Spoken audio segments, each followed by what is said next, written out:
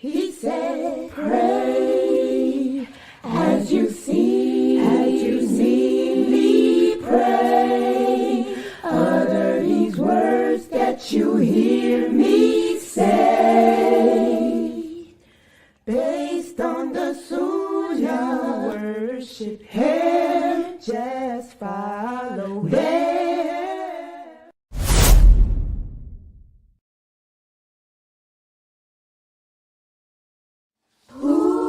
New class alert, please. We got a new class upcoming. Who are the allies of Allah and the allies of Shaitan? Taught by Ustad Layla Nashiba. I know you're not going to want to miss this. So please stay tuned, okay? Streaming on all major platforms. Channel Sunnahfollowers.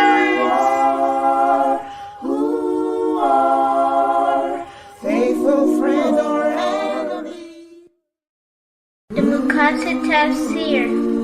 Where should I begin when I'm starting at the end? Pursuing the higher aim, learning the meaning of every page. Where should I begin when I'm starting? Assalamu alaikum. Sunnahfollowers presents a new class, the Maqasidic Tafsir, being taught and brought to you by Ustad Layla Nashiba. Please stay tuned, streaming on all major platforms, right here on channel Sunnahfollowers. And you always winning. Hey, wait, is that the Adhan? I think so, inshallah. Alhamdulillah, alhamdulillah. Yeah, man. Well, Gotta pray. Yeah, we do gotta pray. We gotta pray. Let's get that in. Yes, sir. ASAP. I don't know what it is, but what? You know, I've been listening to this program, Sunnahfollowers, and I've been learning a lot, Aki. Man, a lot. Yeah, like what? What you been learning about? Man, I've been learning about a lot. Salah, hadith, the life of the Prophet, sallallahu alaihi wasallam. Man. Wow, for real though. And you know another thing? The shows just keep coming on back to back. Alhamdulillah. I just gotta check them out. For real though. Wow. My guy, if you have any questions, check this out. Every Friday, you can call in Sister Layla live. Call her with any one of your questions in regards to this deen. And man, she will answer them. She will get you right. Anyway, inshallah, I'm about to tune into that. But you know something else?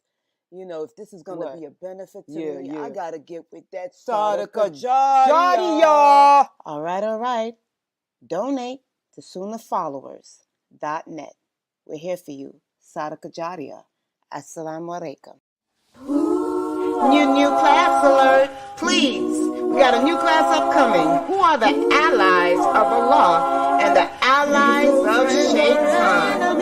Taught by Ustad Layla Nashiba. I know you're not going to want to miss this. So please stay tuned, okay? Streaming on all major platforms. Channel Sunnahfollowers.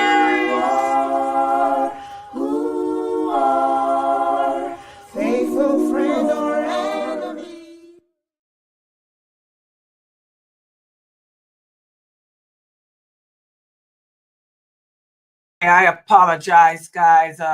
Tonight was not supposed to be my class, but Sheikh Saud canceled at the last minute, and I had to put something together. And I was also trying to do other things too. This website is so stressful. But anyway, let's get started. Alhamdulillah, wa salat wa salam ala wa rasulullah. This is our Maqasidic Tafsir class. I want to welcome everybody here to it. And before we begin, let me remind everybody, this is what they have. This is one of America's longest holiday weekends. but that still means that the first will be here this weekend. So we are desperately in need of donations to help support this website. You guys know the first of the month will be here this weekend, Sunday. So we need the donations that will help cover the expenses, the server. What is it that come out the first part of the month? The streaming server that we use comes out, and that's the most expensive that we have. So please, and you know what? They didn't take Zoom out yet. Zoom's going to probably come out too. Those two are the most expensive bills we have. It costs $2,000 a month to run this website. Please, guys, I know it's the holiday weekend for the non-Muslims, but that doesn't stop them from taking their money out. So please send in your donations this weekend, because the first is Sunday. And they'll still take their money out. You know that. And we don't want to be overdrawn. So you can pay using Cash App, PayPal, what's the other one? Or Zelle. All right, let's get started. This is the Maqasidic Tafsir class. And today what I'm going to do, I'm going to keep it short. Oh, well, before we even start the class, we have some questions here. I knew this was going to happen. When I was trying to stream on TikTok, I was trying to set that up. All those people bombarded me. Okay, go ahead, brother. I'll answer your question.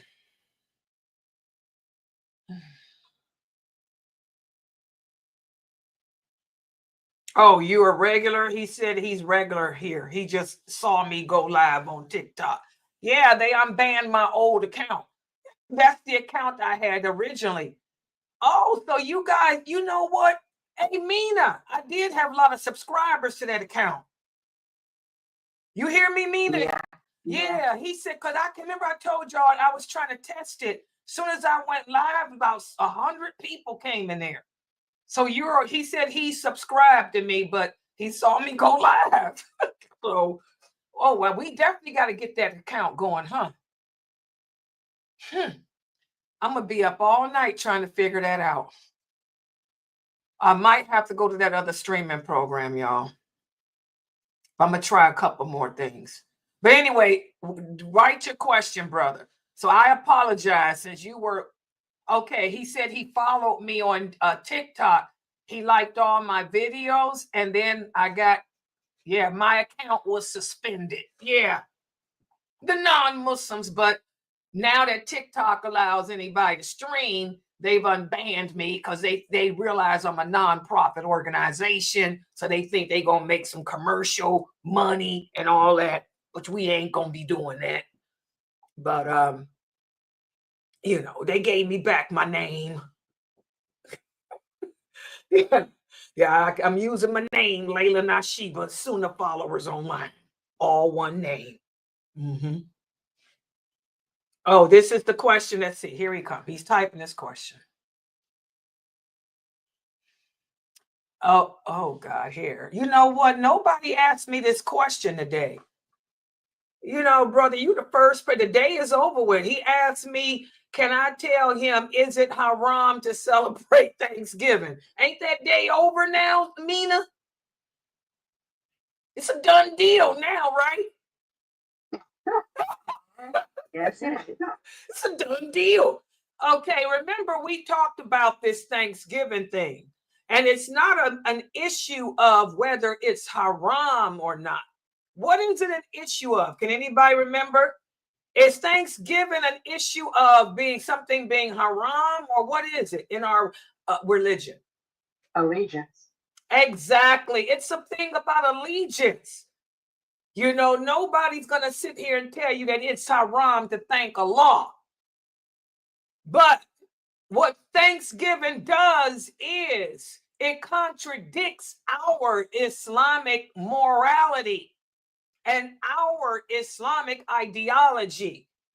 Number one, Allah commands us in the Quran to give thanks to him every day and as often as we can.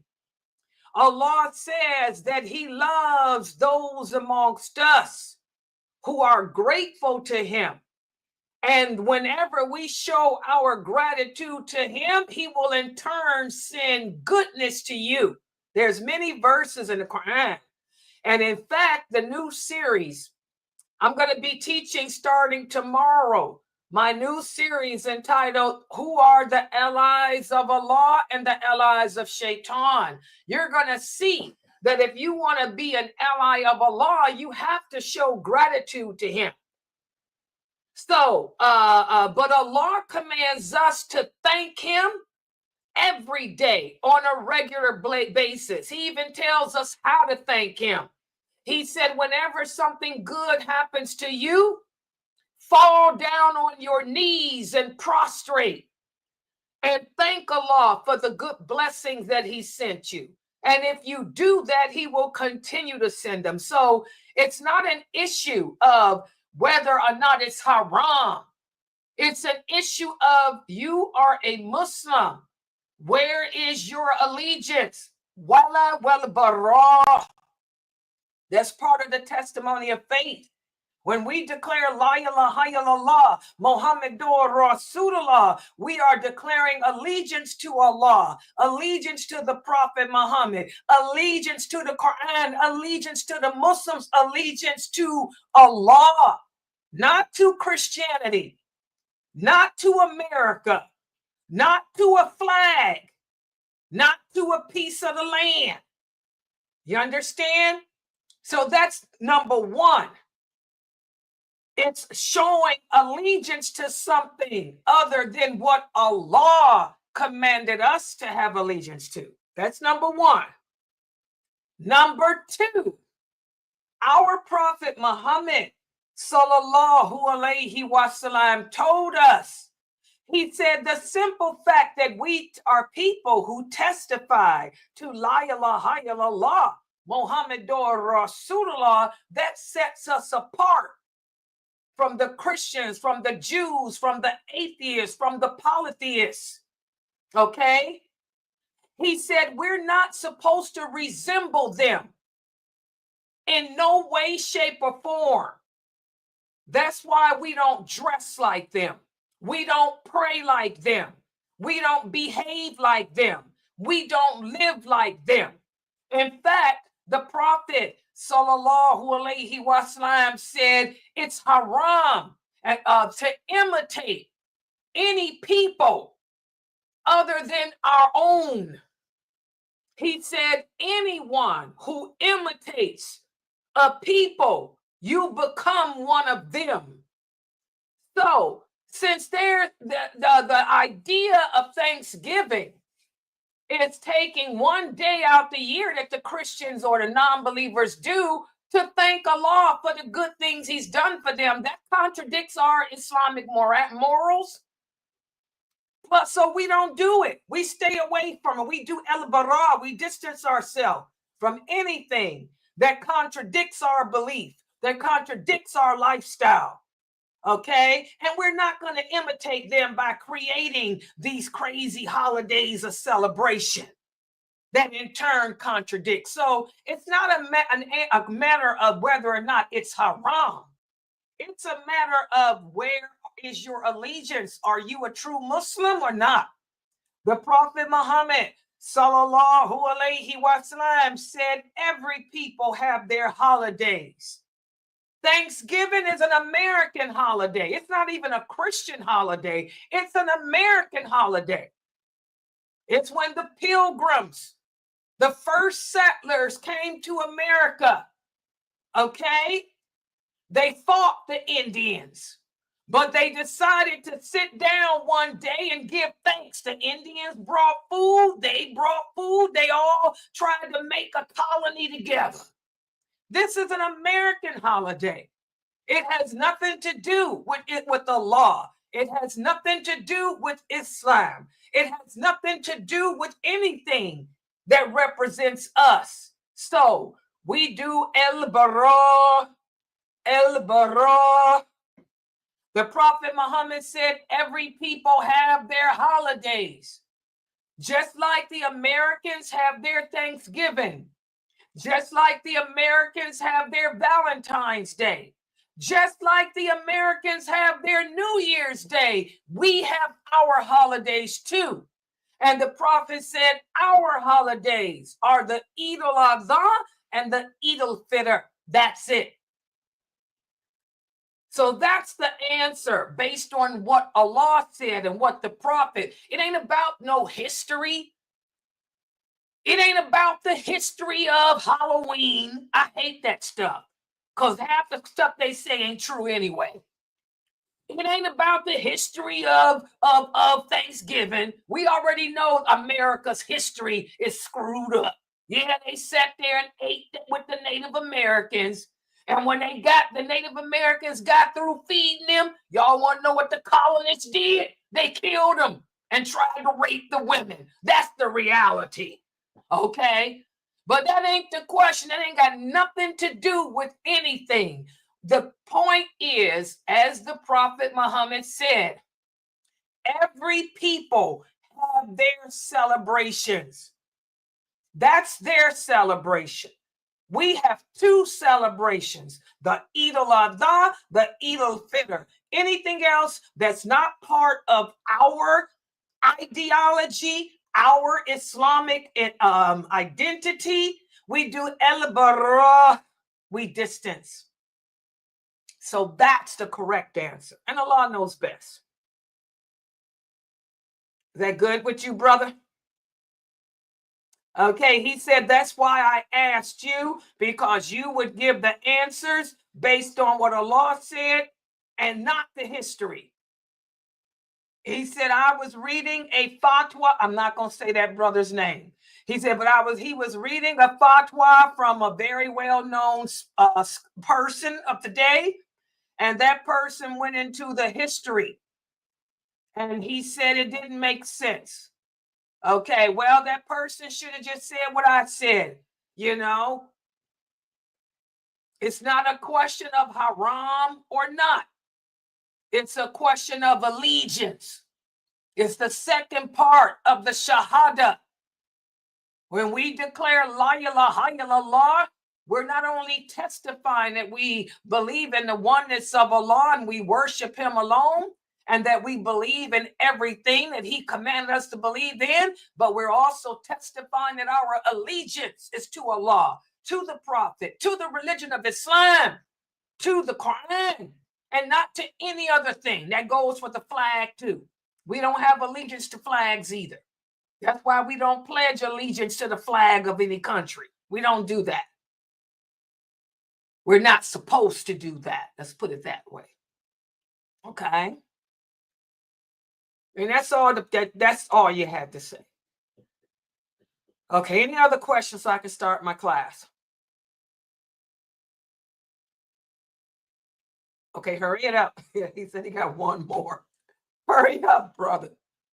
Because I got to figure out. I don't want to be up all night long trying to figure out how to do this stuff. You know me, I'm not going to stop till I figure it out. Yeah. Go ahead, hurry up.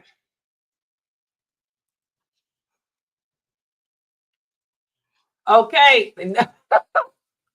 Y'all can imagine what his next question is. Mina, can you guess what his next question is? He had the first one is, could we celebrate Thanksgiving? Now, what's the second question he asked, guys? And I always get. Can we celebrate Christmas? No, not Christmas, not that one yet, but it's about Thanksgiving. Can we visit our family or spend time? Can we eat the food? Yeah, can we eat the food? Okay, I'm gonna answer your question, brother. Both of them. As far as visiting the family, remember, guys, the kinship is under the throne of Allah. If this is the only, since this is the non-Muslims' day, if this is an American holiday, Thanksgiving is an American holiday. It ain't got nothing to do with Christianity. It's an American holiday. But when them pilgrims got off that boat, you know, at the fighting the Indians, and the Indians felt sorry for them because they couldn't make it through the winter. Oh, I can give y'all the story because I got a degree in history. We had to learn that garbage.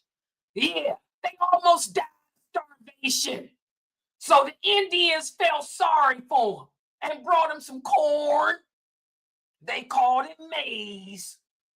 And all kind of vegetables and turkeys. Because, the Indians had turkeys and ostriches, or no, what's some things, that ugly little things, whatever you call them. And they cooked a big dinner. And then they ended up killing them anyway. And tried to rape the women. But one thing about the Native American women, rather than be raped, they get raped, they have a baby, they kill themselves. They wouldn't bring the kid into the world. That's why when y'all do your DNA, you'd be surprised how very few Americans got Native American blood in them. Because the Indian women, if they got pregnant from being raped, they committed suicide. They killed themselves because they were pagans. They thought that they were being virtuous. Yeah. But anyway, that's a different story. But it's an American holiday. And people work all year round. If this is the only time of the year that you can get to see your auntie, this is the only time of the year that you can get to see your grandmother, your grandfather, your brother is away in college and he's coming home for the holidays, then yes, you can go visit your family. Because visiting your family, this is a good deed. The kinship is under the throne of Allah. And on the day of judgment, it's going to be across from that Sirat bridge, standing on the left of the prophet, waiting for you to cross that bridge and to call you off of it too. Hello, different story. We'll talk about that in another class. But yeah, if this is the time that you can go see your family, then of course you ain't seen your auntie in a long time, or your grandmother or whatever. Yeah, you can do that. And as far as eating the food, I know you got these rigid, extreme, fanatical brothers out there who will tell you that you're going to hell because you ate some turkey. You're going to hell because you ate some dressing. But you ain't going to hell because you protesting against the qadr of Allah. What an oxymoron is that? I ain't going to hell for protesting against the decree of Allah, but I'm going to go to hell because I ate some turkey on Turkey Day. Brother, eat the food. Hello. The Christians used to send the Prophet Muhammad, sallallahu alayhi wasallam, not the Christians, the Jews would send the Prophet Muhammad, sallallahu alayhi wasallam, food and gifts on their day. The day of Ashura, as a matter of fact. Oh, yeah. When the prophet arrived in Medina, see everything I tell y'all, I got a hadith for you. I don't speak out the side of my neck. Mm-hmm. When the prophet sallallahu alayhi wasallam arrived in Medina, what were the Jews doing? They were celebrating the day of Ashura. They fasted and they were celebrating it. When they broke their fast, they gave the prophet some I ain't saying turkey, they gave him some camel, whatever they ate back then. Did the prophet tell them? No, he took it and made it a day for us too. So that's just being too extreme. If somebody were to come by my house right now, hungry as I am for some soul food, if somebody were to come by my house right now and say, hey, Miss Layla, I got some greens, some cornbread, some turkey, some dressing, some cranberry sauce. I got apple pie, peach pie, and sweet potato pie. Do y'all think I'm going to tell them, sorry, it's haram for me to eat anything because it's your day? That ain't nothing in Islam that says that. I'm going to say, pass the plate. And I'll bring it back to you tomorrow. Thank you. Have a good day and close the door. You go on ahead and eat that food, bro. Subhanallah. And I don't agree with that garbage about because I ate some turkey today, I'm celebrating Thanksgiving. First of all, I tell you guys, we have to be able to break down words. Go to a dictionary and Google and look up what celebrate means. Just because I'm eating some food that you cooked on your day, that's not celebrating. Reminds me of another hadith. It's authentic too. Oh yeah. Abu Dar. May Allah be pleased with him. When the Muslims defeated the Romans, the class that Mukhtar's teaching, and the Muslims took Basra, okay? What used to be a Christian church, they had slaughtered some sheep because it was, what was it, Hadith say? It was Saint Timothy or something. Saint Timothy or something. So they, instead of that, but they converted to Islam. So they took the meat to the Muslims. And one of the Muslims asked Abu Dar about it when he went to Mecca for some reason. He was a new convert. And he ran into Abu Dar, may Allah be pleased with him. He said, Abu Dar, I just remembered something that happened. They gave us some sheep that they had slaughtered for Saint Timothy or somebody, Saint somebody. He said, and we ate it. We took the food and we ate it. He said, but we don't know if they killed it in the name of Saint Timothy or whatever. It was their holiday. And we ate it. Was there anything wrong with that? You know what Abu Darda said? He said, aren't they people of the book? He said, Allah said their food is lawful. Their food is good and clean. Aren't they people of the book? He didn't say it's haram because, number one, you don't know how they slaughtered it. He didn't say it's haram because, number two, it was their holiday and you ate it. So these brothers that are rigid, they use those fatwas off of Islam Q&A. Some of those fatwas, that's all a fatwa is, an opinion. There's too rigid. I don't have time for that. If you can't back it up with clear proof from Allah or clear proof from the Prophet or clear understanding from those companions, I ain't got time for it. Because see, I just gave you a hadith.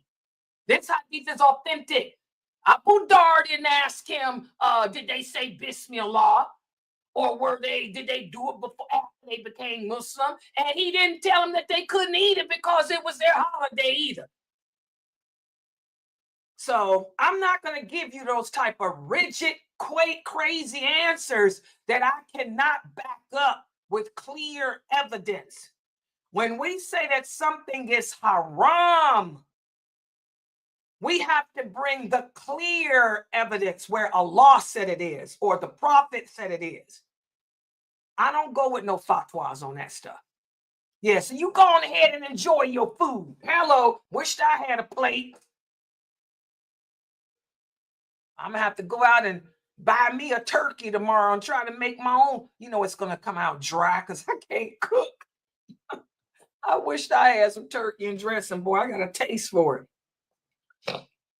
Yeah, go ahead and eat it. All right, is that all your questions, brother? So I can start my class so I can figure out how to work this program I got. Okay, all right. Let's get started.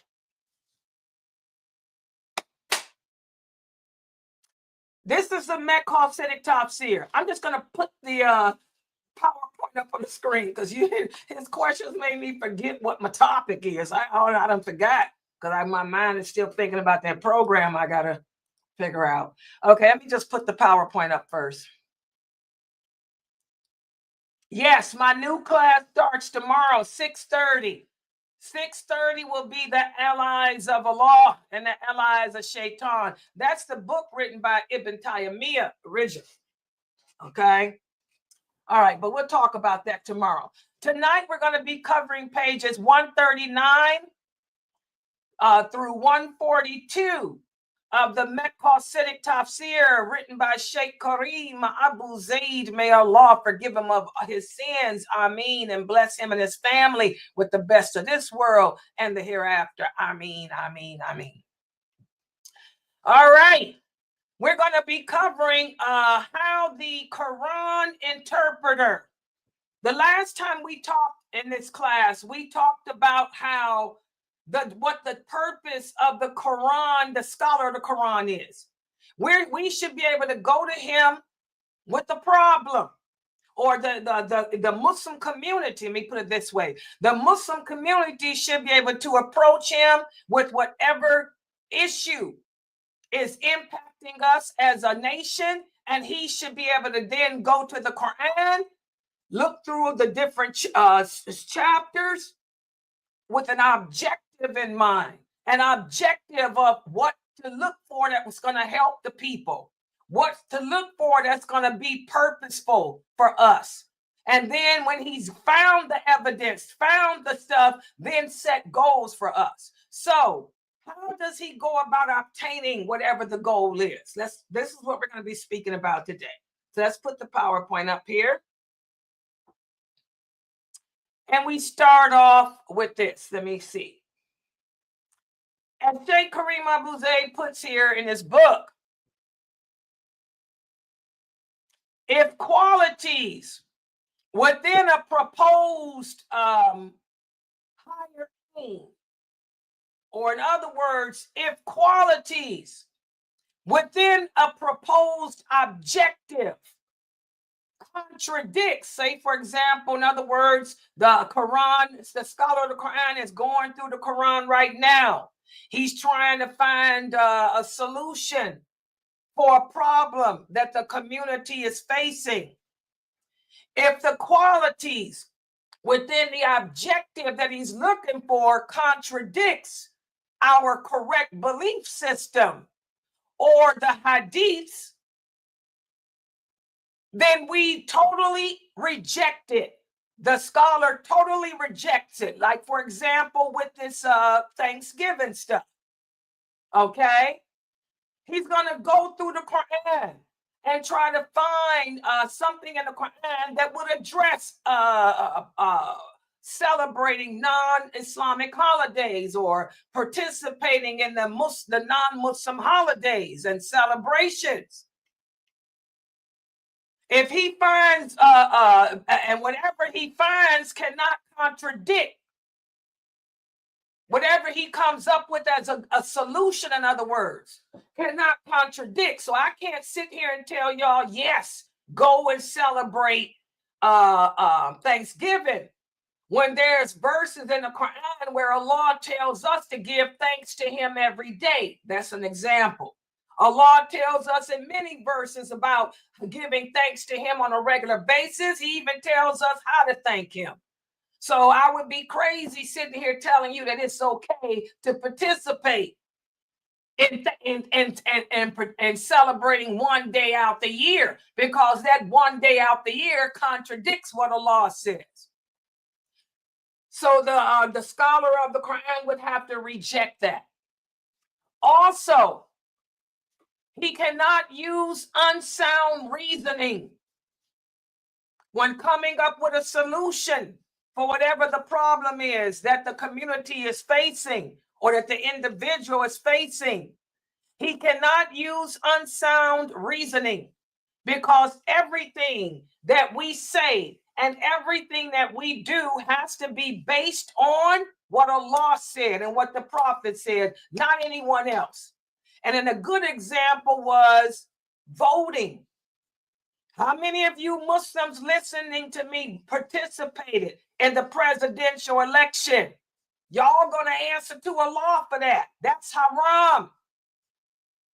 Because, for example, how many of you Muslims know that democracy is not a part of Islam?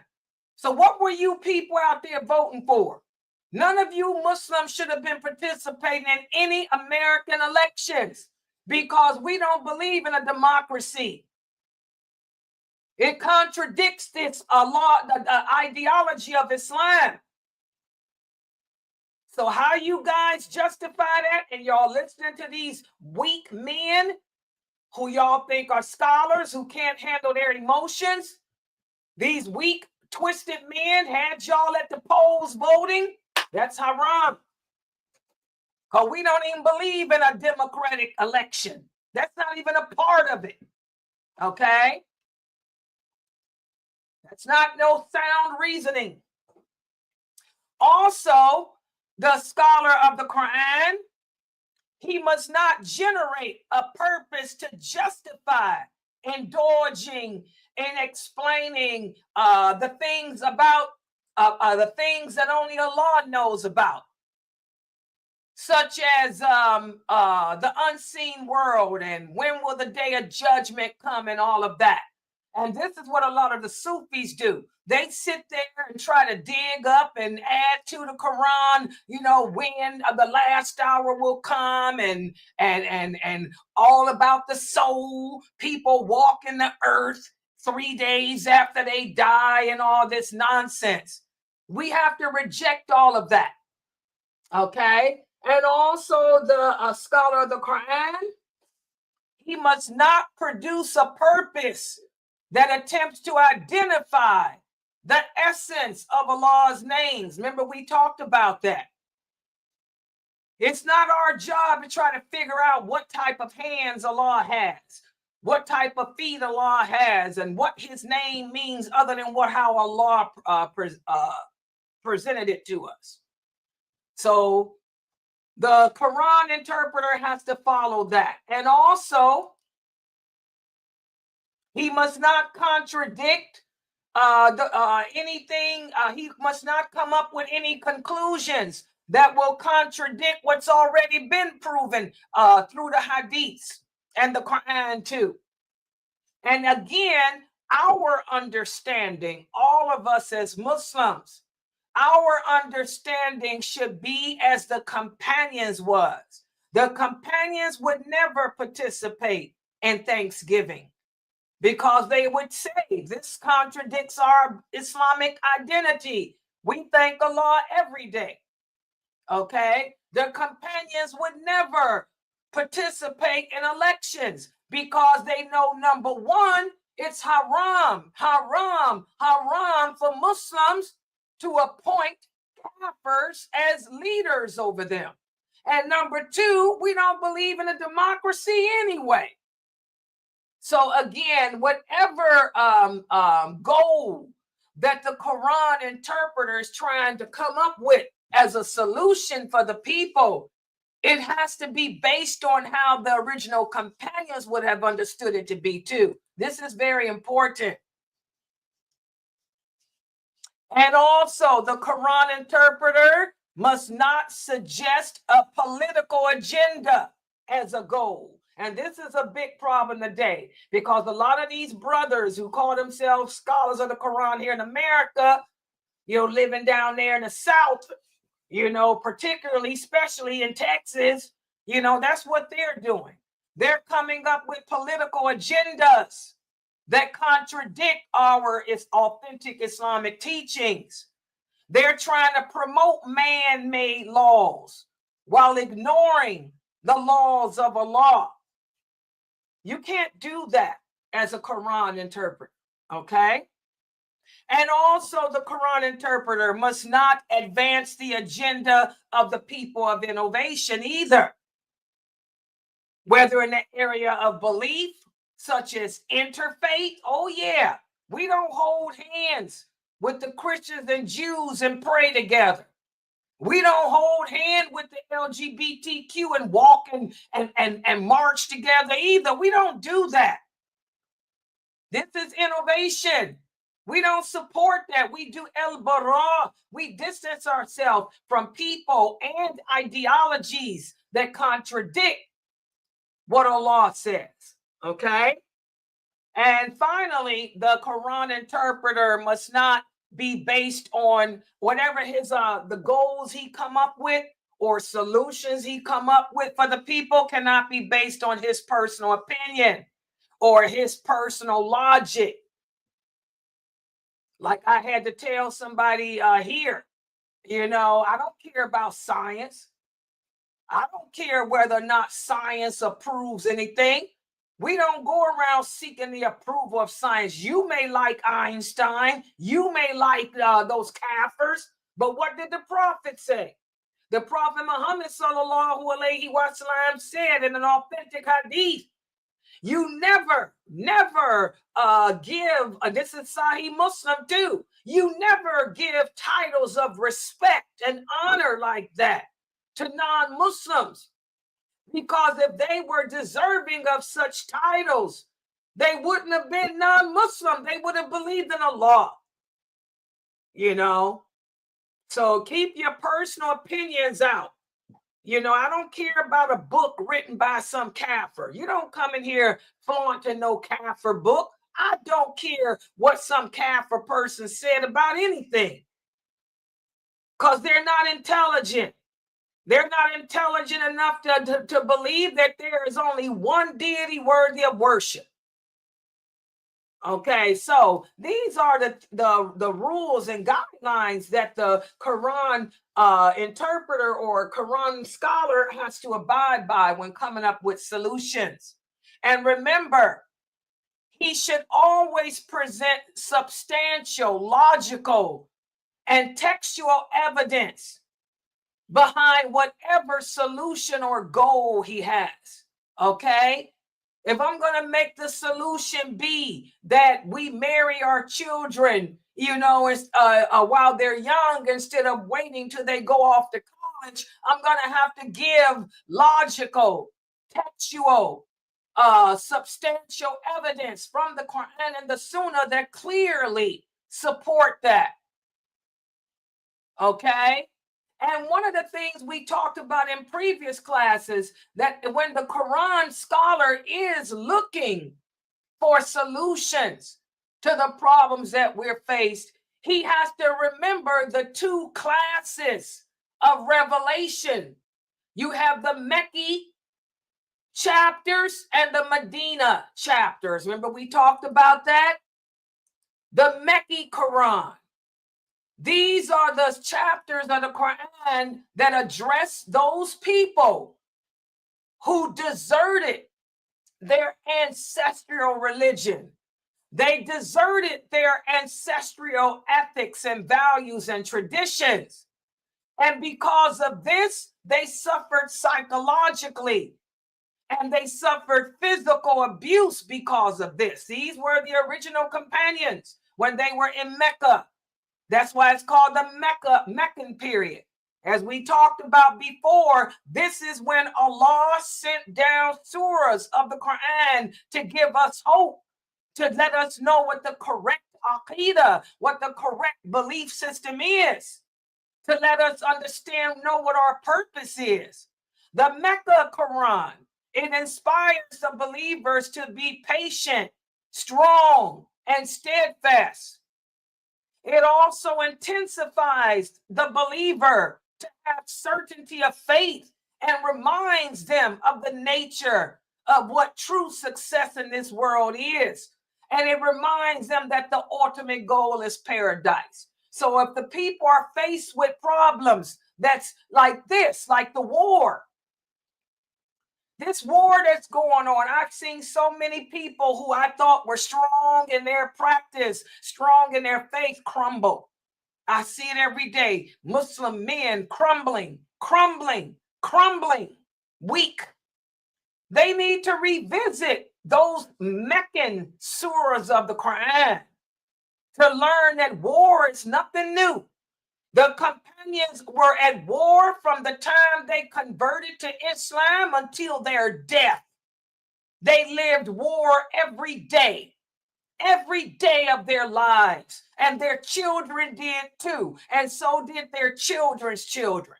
So these weak-minded Muslims and weak-acting Muslims who have transgressed Allah's laws by commanding you all and themselves to vote, they should have been reading the Mecca Quran. They should have been reading the chapters of the Quran that were revealed back then, like I've been doing with you guys, to give you the faith. The Mecca Quran guides the believer in methods of response to shirk and how to reduce or avoid the harm and opposition of those who don't believe in us. Okay? And those who don't believe in what we stand for. So these brothers should have been reading the surahs of the Quran that were revealed during the Mecca phase. That's how you get strength. That's why Dr. Assam, and even in his class is he takes his class off of what I'm teaching you guys here, off of mine. That's why he's having you do a lot of self-reflection on hope, on how to rebuild the human. He's taking it from the Maqasidic Quran, because so many of us are just out of it about what's happening in the world today. And also, one of the best things about the Maqasidic Quran is it emphasizes the pillars of faith. It also emphasizes the importance of having faith, even in hard times. Okay? And it tells us the fruit of having that faith, the fruit of being patient, the fruit that will come, from holding firm to the rope of Allah, despite the hardships. Okay? So a good scholar of the Quran, if he's faced with problems like this within a community where people are weak in their belief system, they're weak in how they practice Islam, they're imitating the kafir, they're trying to blend in to be like them, he needs to focus on the Maqi surahs, and use them as his strength. And then the Medini Quran, these were the chapters revealed during the Medina period. These surahs provide Muslims with a different type of guidance. Since the companions migrated to Medina and began and finally established the first Islamic state, they had to face other problems like hypocrisy. There were a lot of people converting to Islam who were not sincere. And they discovered that the hypocrites were more harmful than the kafirs. Okay? So Allah sent down surahs and verses of the Quran telling them how to deal with hypocrites. Okay? How to negotiate and how to live amongst non-believers. Because the Medini Quran also focuses on moral and ethical community building too. How to get along together, how to be united as one, how to adapt to our way of life instead of trying to blend in and focus on their way. Also, again, a lot in the Medini Quran as to how to handle the Christians, how to handle the Jews, how to deal with people whose belief system are not like ours and live in peace with them. So, depending on what issues the community is faced with, the Quran interpreter is going to decide to take from those type of surahs. Okay. Also, things that will help to validate whatever the objective is that the Quran interpreter is looking for. He has to look at the name of each chapter. Remember, we talked about that? Each chapter has a topic in the Quran. The name says everything. Okay, the name is everything. So he has to look at the authentic name of a chapter. He has to also look at the verses that relate to whatever the theme or the chapter is too. He has to also read the chapters that come before the one he's focusing on and after. Also, he needs to look at the order or the sequence of the chapter in the written form of the Quran. And he also needs to look at the events surrounding the revelation. What happened to make Allah send down these words? Remember, the Quran are the words of Allah. What happened to cause Allah to say this? That's where the hadith come in. Because the hadith are the explanation of the Quran. What was going on with the Prophet and the companions for Allah to say this? So he has to do that, and also look at whatever specific events relate to a specific verse, like Dr. Jamali did when he talked about the honey, when Allah mentioned that honey with Hafsa and Aisha radiallahu anha. Also, the Quran interpreter must be able to look at the parables given by Allah and their meaning, and also the context of the stories within that chapter. And again, he has to authenticate and verify whatever virtues lie in a chapter. Okay? And again, all of this here is done through the hadith. He has to emphasize, he has to look at the emphasized actions that Allah is giving, the emphasized names Allah is given in a chapter. He has to see what attributes Allah are calling himself by. The I know everything. I am the all-knowing. In other words, you can't hide from me. I am the all-seeing. I see everything that you do. So again, it is truly a science and an art, but a science to be a Quran interpreter. You know, the people come to you with the problem they are faced with in their everyday lives or in their lives in general. You have to be able to pick up that book. You need to know which period you're going to be looking into. Is this about faith building? Then it's the Mecca period. If it's about morals and how to get along and deal with issues, you know, laws and rules, then I'm going to look at the Medini period. Okay, then you got to read through each surah, sentence by sentence, because each surah, the name tells you, gives you a clue as to what that topic is going to be about. And every verse in that surah relates, not all time, there's a few exceptions, but 9 times out of 10, the verses in that chapter relate to that topic. He needs to be able to look and see how they relate. What happened, who, what, where, when, why. And then come up with a solution based on the Quran, based on the actions of the Prophet and his companions that would be feasible for the people. And we don't see that being done today. Because all these brothers in America who are famous that was telling y'all to go out and vote, do y'all think they followed any of that? No. I don't even call them scholars of the Quran. How can you call yourself a Quran scholar when you didn't follow none of that? You know, you operated off your emotions. We don't operate off our emotions as Muslims. Everything is based on Quran or Sunnah. That's it. You keep that emotional crap up out of here. When you're emotional, you're never going to think right. When you're emotional, you're going to make some big mistakes too. All right, I'm going to stop right here. Subhanakallahumma wa bihamdika ashhadu an la ilaha illa anta astaghfiruka wa atubu ilaik. Are there any questions or comments?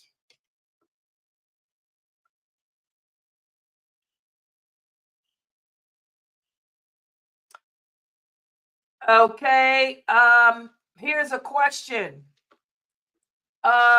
If a Muslim sister father is not a Muslim, so I would need to get his consent? No. Remember, guys, non-Muslim cannot be guardians over us. If a woman is a Muslim and her father is not, he is not her guardian. His consent is not needed or anything. She cannot get married unless she has a guardian. So if she's a non-Muslim and there's no Muslim men in her family, then the imam of the masjid would be her guardian. Okay, but no, her non-Muslim father has nothing to do with that. You understand? So no, her kafir father has nothing to do. He cannot be a guardian. He cannot be a witness. He cannot be anything.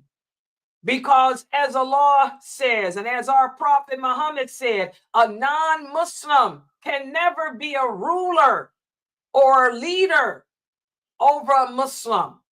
Allah says in the Quran, do not send your women back to non-Muslims. That's what I've been telling you. We got Muslims voting in elections.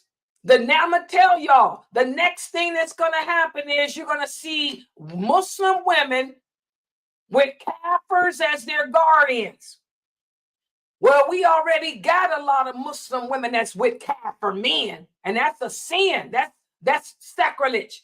But watch the next thing. Since you got Muslims voting for kafirs to be their leaders, this is going to be a big problem. Now we're going to have kafir men as walis over Muslim women. Oh, God. Signs of the last hour here. But no, if the woman is a Muslim and her father is not, he cannot be anything for her. Not for in regards to marriage. Yeah, so try to find a Muslim in her family. If there is no Muslim in her family, then the Imam of the Masjid. The Imam of the Masjid can appoint a brother to be her guardian, or he can do it himself. Either he can be it or appoint someone for her. Yeah, anyone else? Any other questions? Yeah, I know. The other brother here say, you missed them days. That's what. Brother Amir said, I missed a couple of days. So what, you going to hold me? You're going to hold me to account because I took 2 days off? He said, I got all these questions because I missed a couple of days. Where's Fresno? Hey, Fresno, I can't even take a couple of days. You know, Fresno takes all week. You see, she ain't here. Where's Fresno? Hello. She ain't. Where's Anissa? I ain't heard from none of them. They take weeks. I missed 2 days. The brother said, where was you at for 2 days? Well, that's good. I'm proud of that. I'm proud of you, Brother Amir. You've become a long way. He said, yeah, he said when he doesn't get to his classes, he panics. He said, I need my classes. Alhamdulillah. And I'm proud of you, Brother Amir. I'm very proud of you. I worry about the brother named Adam, though. What's going on with that brother named Adam? I worry about him. He's got some issues. Where's Adam? Adam ain't in here?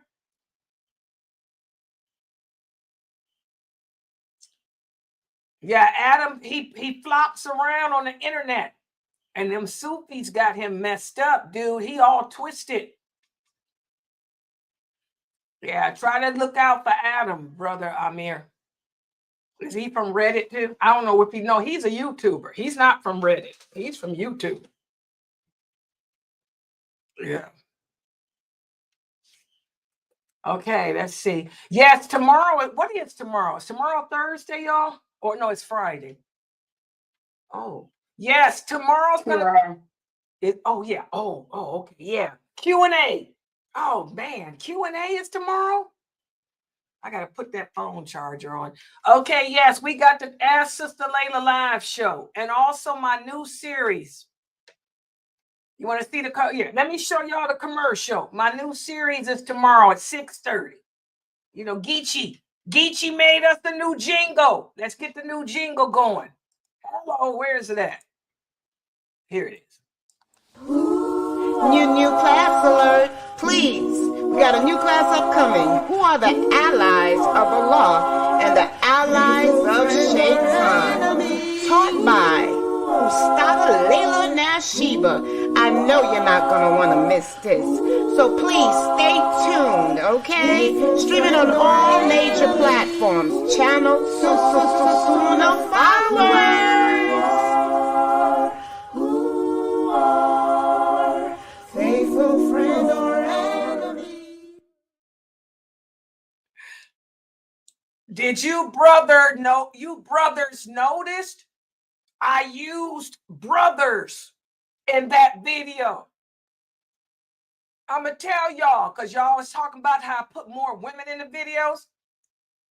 I looked at my statistics. 75%. It done went up 5%. 75% of my YouTube followers are male. Y'all went up 5%. It was 70. Now it's 75.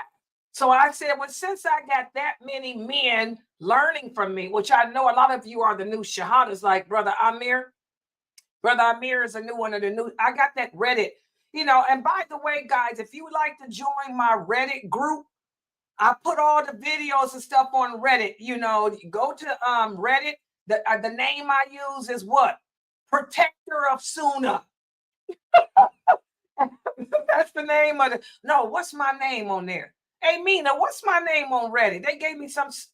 Wait, hold on. Let me look. I thought it was Offender or something like that. Let me.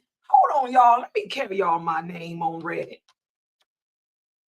Oh, girl, look at my name. Calm Possibility. Well, that's the name they gave me. But let me show y'all. Hold on. I'm going to put the link. I'll put the link in the chat. But the channel is called Protector of Sunnah. But that's the Reddit link. That's where all my new shahadas are coming from. The people on Reddit are sending their new shahadas to me. So join my group, God. That's my name, Calm Possibility. Now, can y'all? Calm Possibility. It's impossible. Impossible. C'est impossible. Hit it, AY. Blood, l'amour est blood. Blood, c'est ma vie dans tes bras. French song. Oh, I remember that too. What's the rest of that? Gris, gris, l'amour est gris. Gris comme le ciel. And something.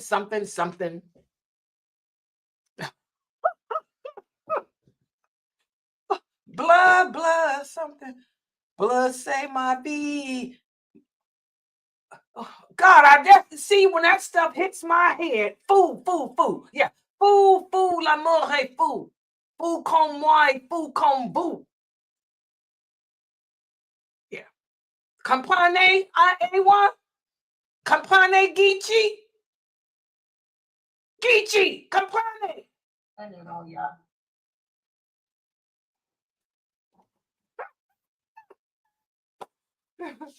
Oh, God, I got the Frenchies in here. Lord, have a mercy. You started. Now they typing in French to me. Lord, have a mercy. Merci.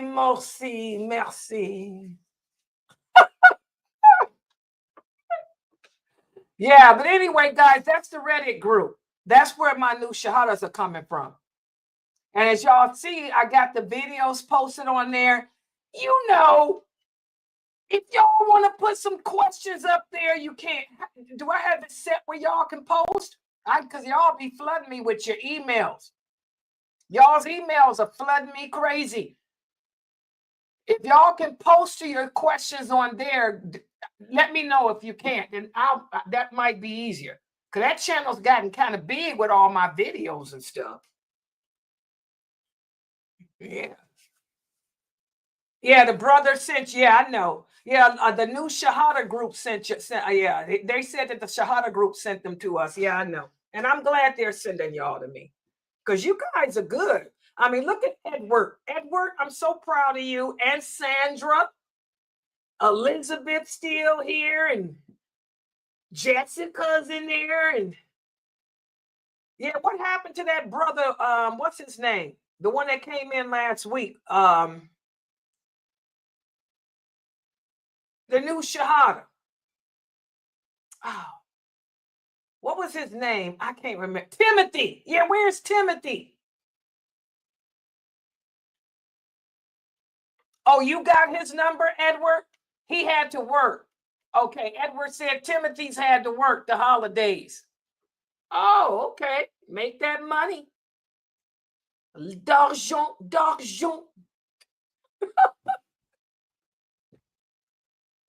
The French people here say they like to hear me speak French. D'argent. Je parle français. Comme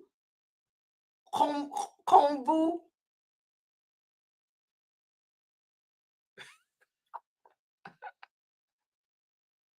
You know, I speak Cajun French though, brother. I'm trying to make it Parisian. Broken Cajun. Louisiana. It's called Creole. Where's Geechee at? Her little dialect's a little bit different than mine. She speaks Geechee.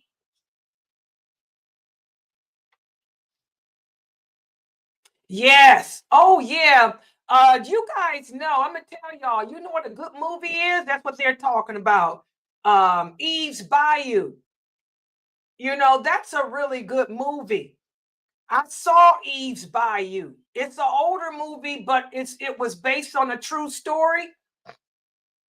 Yeah, they were Creole in that movie. And Eve's Bayou. Anybody ever seen Eve's Bayou? It's on Tube. He said it's on Tubi. Oh yeah, that's one of my favorite movies. I watch it, it makes me sad because it kind of reminds me of my mother's family, the Guitons. Yeah, my mother's people still own plantations down there. Yeah, my mother is from Louisiana, and her family that still owns the plantations, and nobody is there. It's just the land is just sitting there. I've never been there. I've never been to Louisiana. I said I want to go. I want to see the bayou because that's where my mother's people is from, the Jiguiton, Jean Guiton. You go down there and mention my mother's people's name, the Guiton. Oh, the Guiton. Yeah, that's my accent. Yeah, he said that he could tell that my mother, because my French accent is that. Yeah, that's Creole. Then my mother's Creole. That's the Creole, Cajun Creole accent. I'm gonna have to watch Eve's Bayou. I didn't know it's on Tubi. I'm gonna have to check that out again because I haven't seen it in a long time.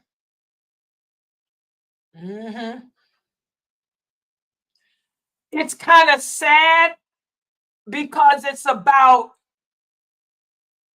you have to watch. It's about molestation too.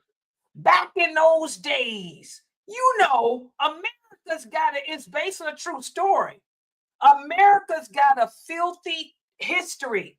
When they brought the slaves here to America, and after slavery ended, yes, after slavery ended, that a lot of molestation still went on. Yeah, my mother's people owned slaves. In fact, my great-great-grandfather, he came to America from France. He was from, and he bought land and owned slaves. Yeah. My mother's people were not slaves. Her people were slave owners. It's a filthy history. Yeah. And that's when I watched that movie, Eve's Bayou, it just makes me sad because it's history. It shows what type of filth, the Black people had to go through in America.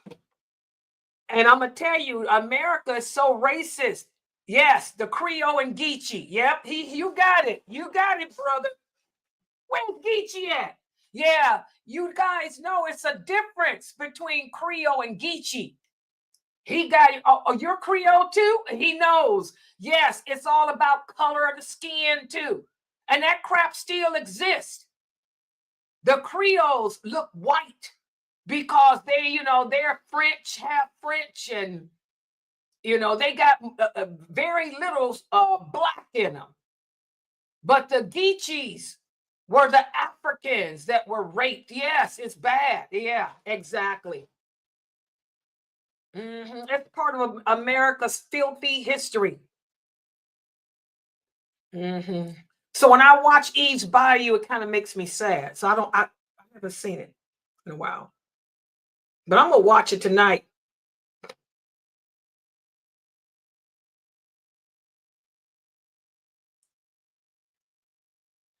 Okay, now he's talking in French.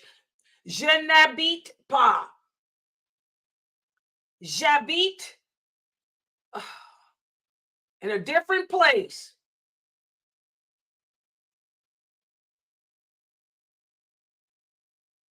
Yes, a la campaña. Exactly, a la campaña.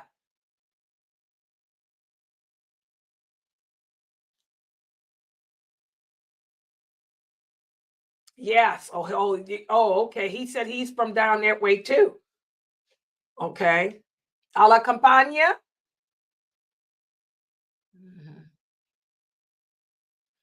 I've never been there, so I don't know. Yeah, exactly, Pamela. Same thing. It's all about color. Light skin versus dark skin, straight hair versus nappy hair, curly hair. You know, that same racist garbage. I've never been there, but my mother told me that that's how it is. Yeah, he said that the Creoles, they look down on the Geechees. They consider the Geechees to be a lower class of people because they have more Caribbean, African in them. That's what my mother told me. I've never been there, but my mother left the South and she never went back. My mother said you can't pay her to go back to Louisiana. Bad nightmares. And her people were the slave owners. Yeah.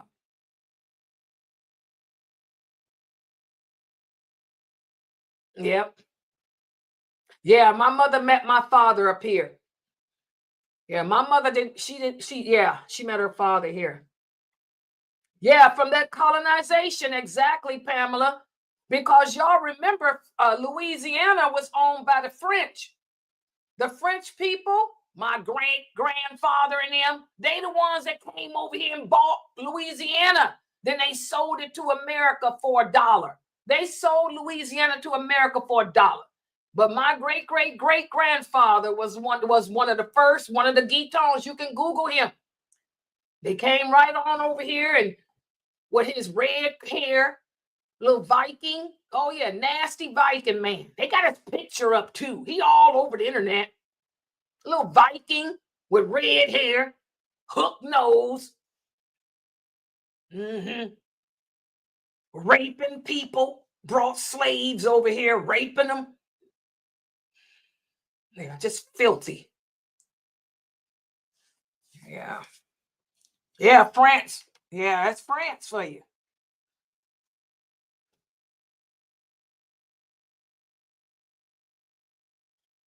Yeah.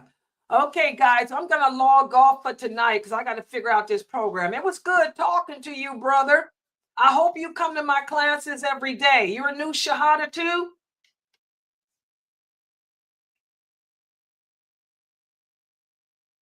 Okay, you've been Muslim for 2 years? 2 ans. He said 2 ans. That's 2 years. And they referred you to my channel? Oh, he referred you. Oh, that's a pretty well-known brother. Sheikh, he did that? The Sheikh did, that's a compliment. He told you that what I'm teaching, he can't teach because he's busy. Yeah, that's why I be telling the mosques, there's so much that the imams, especially that brother you just mentioned, there's so much that they're dealing with in their communities. You're not going to find these type of classes there. Okay, yeah. So he told you to join my stream? Alhamdulillah. When you see him, give him my salams and tell him I said shukran. Tell him I'll do my best. I tell them I'll do my best to make sure that I teach everything right. Yeah. Okay, good. So he's been coming for a little while, and he says he's learned so much, especially about the winter prayer. Yes, I posted that video up yesterday. Didn't I post that up, anyone? The winter? Yes, yes. He didn't know that. Yeah, a lot of people didn't know. A lot of people think they have to go to sleep and then wake up to pray winter.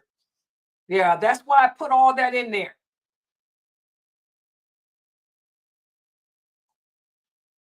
Okay, you didn't know. He said that he did not know that the Sunnah prayers should be prayed at home. You'd be surprised how many Muslims don't know that. Yes, the Prophet Muhammad sallallahu alaihi wasallam said, do not turn your home into a graveyard. Yes, your prayers, the Sunnah prayers, should be prayed at home. The mosque is where you go to pray the obligatory. If you're married, pray them with your wives. Pray them with your wife and your children. If you marry, the Sunnah prayers should be prayed at home with your family. That's how you teach your children to pray. Oh, you don't have a wife? Okay, he said he doesn't have a wife, but he's got 2 girls. Yes. Yeah, lead them in prayer at home. That way you're teaching those girls how to pray. Mm-hmm.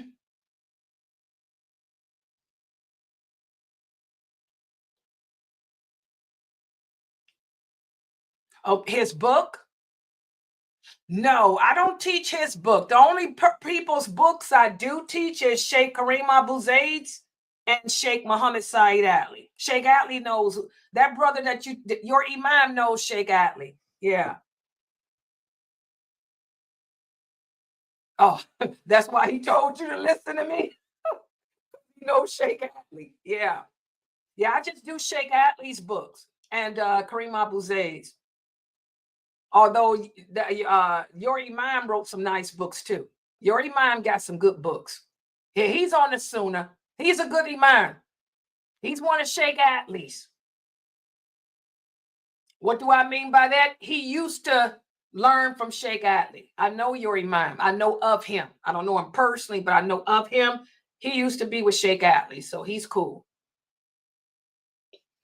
Yeah. Oh, he recognized Mukhtar. Oh, okay, yeah. That means he knows Imam Mutawaf. Yes. Yes. Yeah, he's a good brother. Yeah, tell him I'll take care of you, inshallah. Yeah. All right, guys. I'm gonna yes. Yeah, tomorrow at 6:30. My new class is tomorrow at 6:30. No, there's no book for that. By the way, guys, my class on who are the allies of Allah and who are the allies of Shaitan, you don't have to buy a book. I will be using my PowerPoint. So you guys will take screenshots of my PowerPoint. And yes, I'm going to do the series on the sins of disbelief too, because it's only going to take me 2 weeks to cover the awliya of Allah. And then after I complete that, I'm going to give you brothers what you've been asking about the sins of disbelief. Yeah, inshallah. No books. You don't need any books for those. I'll use my PowerPoints. For your daughters? Okay. Yes. Guys, everybody listening, please make sure you go to Amazon.com and get the book My First Salat by Sheikh Kareem Abu Zaid. That's the book I'm going to be using probably starting next week for the children's class on Sundays. Let me show that commercial. Yeah, let me show you so you can see how the book look. The brother want to see it. Okay, hold on. This is it. Let me see. Where's that commercial at? This is the one. He said, pray as you see me pray. Utter these words that you hear me say.